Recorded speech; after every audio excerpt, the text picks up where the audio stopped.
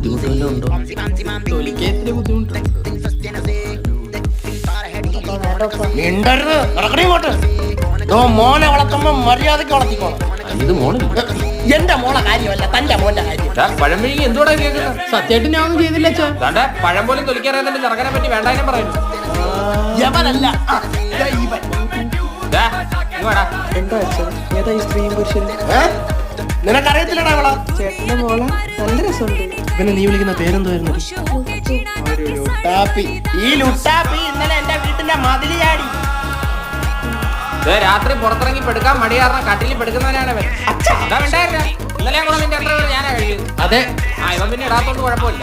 അതെ, ഇത് ഇവിടെ വെച്ച് നിർത്തിക്കോ. അതെ, ഇവര് അമ്മ ഇഷ്ടത്തിലാണെങ്കിൽ ഞാൻ ഇത് നടത്തി കൊടുക്കും.